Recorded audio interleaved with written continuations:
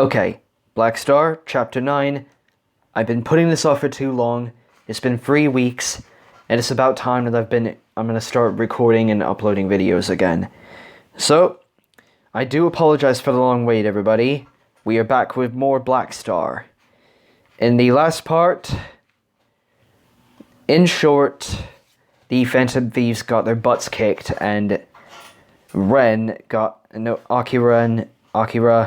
I'm gonna call him Akira because that's what he says in the story. Akira got captured, and Iago got away. So, let's just get moving. I'll scan the city again. Let me scan again. He popped out of nowhere last time, so maybe he'll come back and Akira will... Futaba, that's enough. They're gone. Okay, nobody panic.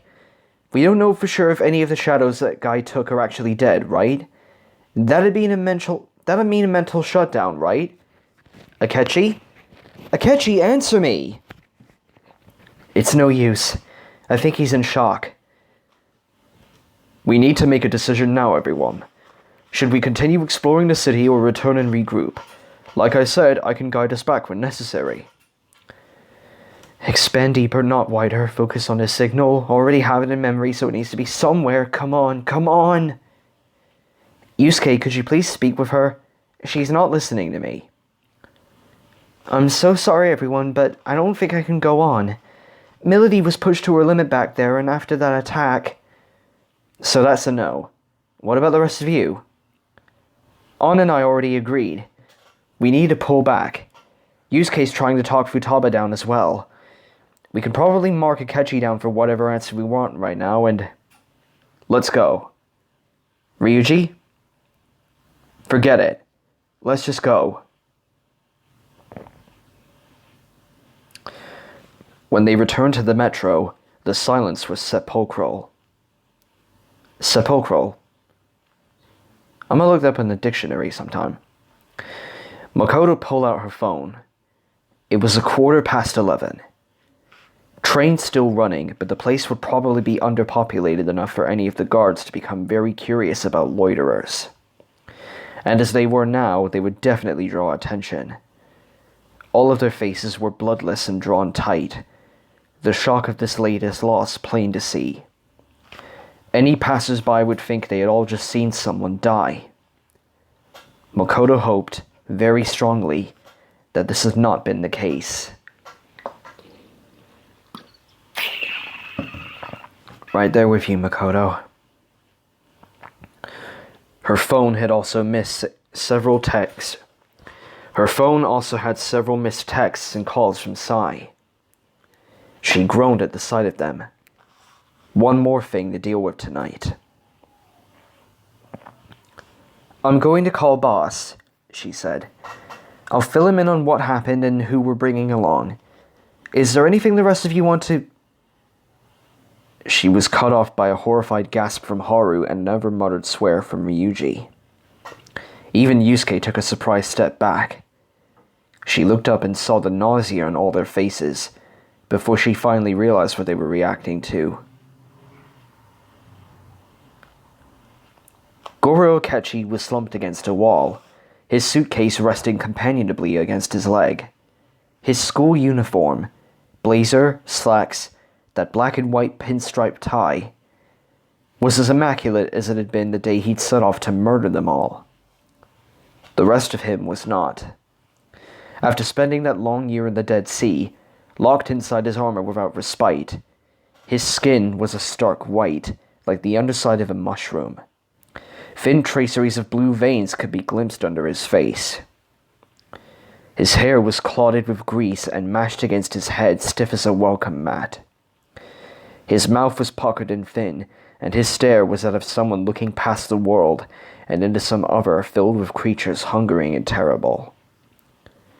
He still breathed and blinked, but he looked like he had no right to do so. Holy crud. It was An who regained her composure first. She rubbed her eyes off. She rubbed her eyes. How do you rub your eyes off? That's impossible. Anyway. She rubbed her eyes as if to scour the sight of him away and said, "We need to get that jacket off. Someone might still recognize him." "The briefcase, too." Morgana poked his head out behind Futaba. "That tacky thing is monogrammed, and he brought it along to all his TV spots. Everyone knows who it is. Everyone knows whose it is. Akechi, stick your blazer in your tie inside and untuck your shirt. The rest of us will have to crowd around him. Someone take the case, too." "I don't think he's going to do so instantly, Morgana. He's got the 1,000-yard stare going on." "I can handle that," Yusuke said. Akechi wordlessly bent down and undid the clasps on his briefcase. It took him three tries. His fingers were languorous and clumsy, like questing worms. Look, another one of that. When he finally popped the locks open and raised the lid, they all leaned in to peek inside. It was empty. Nothing but grey felt lining. "You've got to be kidding me," Ryuji said. "You towed this dumbass thing around just for show?" Makoto shook her head. "He keeps his computer and his case files inside. Though why he brought it to Shido's palace is anyone's guess." Akechi looked up at her and she shuddered a little at that dead, rust-colored gaze. He ran his fingers around the bottom of the case, caught them on something, and then flipped it up. Nestled beneath the hidden panel was a semi-automatic pistol, a suppressor, and a spare magazine. Holy shit, Akechi is actually Hitman 47! No, wait, he can't be. Hitman 47 is bald and he has the barcode on the back of his head. And he's a stoic badass. Goro Akechi is, Robbie Damon. And he's an insane crow.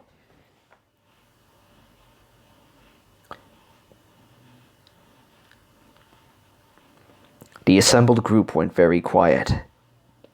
The rumble of a departing train counterpointed their quickened heartbeats. Several of them stole glances toward Ryuji. Why was I going to say Luigi? Oh my god. You procrastinate for so long from doing recording, and this is what happens. He seemed calm enough, but his lips moved slightly. He was counting backwards from 10.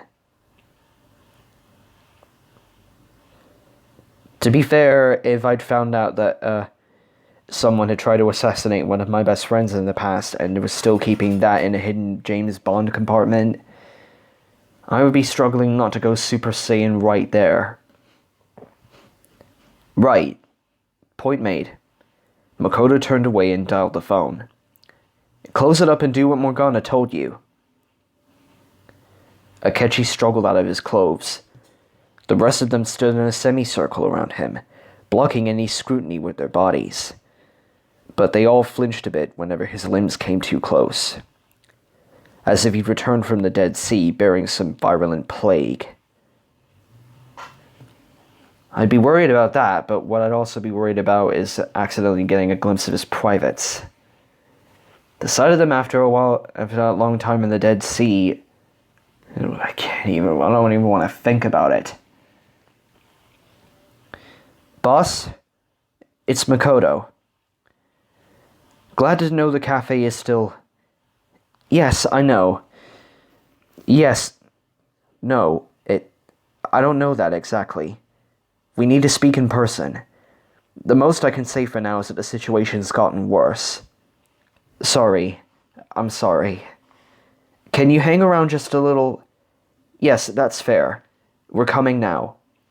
She glanced behind her. And we're bringing Goro Akechi with us. Several long seconds passed. Then she shut her eyes and lowered the phone from her ear.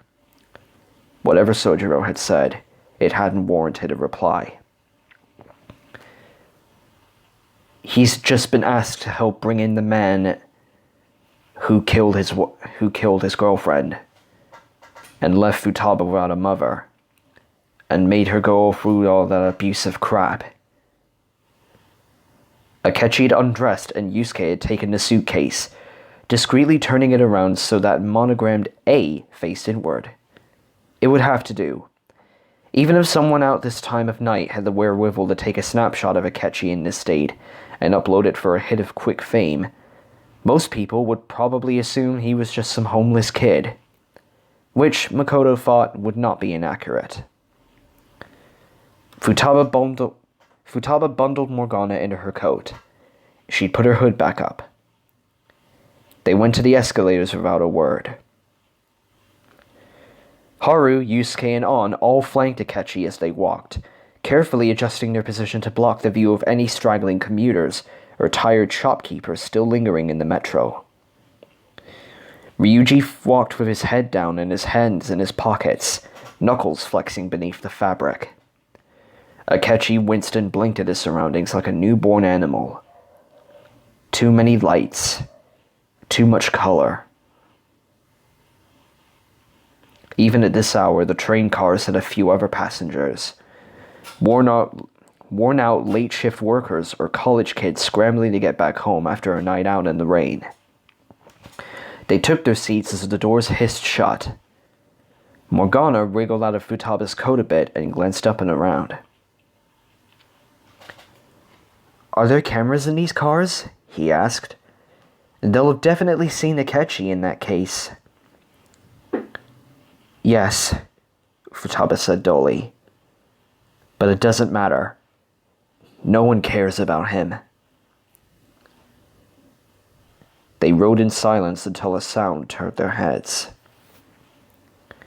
One of the passengers, a salaryman with his own beaten leather briefcase and a haircut that barely hid an ugly pink scar on his scalp, was doubled over in his seat, panting heavily. His glasses glimmered white as he turned to look over his shoulder, but there was nothing behind him except the window and the streaking darkness beyond. Makoto's stomach churned. She had an idea about what was going to happen even before the world fuzzed out of focus, and they all saw those cold chain links biting into the man's skin. "Oh no," An whispered. "Not here, not now." Ryuji jumped up from his seat and ran over, grabbing the man's shoulder, lifting him up by the chin. His feverish eyes rolled wetly in their sockets. Hey man, look at me! Just hang in there, alright?" Ryuji clawed at the chains, but his fingers passed right through. "Damn it! Look, you're gonna be okay. No matter what happens, we're gonna come for you, okay? The man let out a thin groan and fell over, his glasses skittering across the ground. And the other passengers cried and leapt up like some troop of marionettes pulled by unseen strings, crowding him, raising their phones, camera flashes printing their shadow on the wall. "Give him some medical attention for crying out loud, you idiots!" Ryuji looked ready to break their necks. "What the hell is wrong with you people?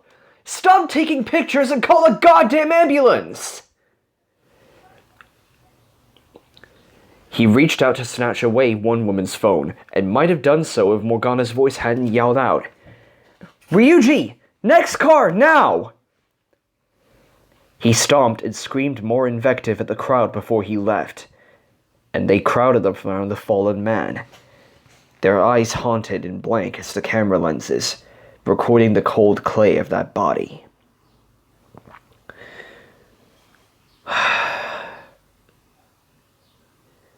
If I was in that situation, what I would have done is just call 999. What I would not have done, like these people in the story have done, crowd around his unconscious form and take photographs of him without even making sure that his heart was still beating. Who the hell does that? Jeez and crackers!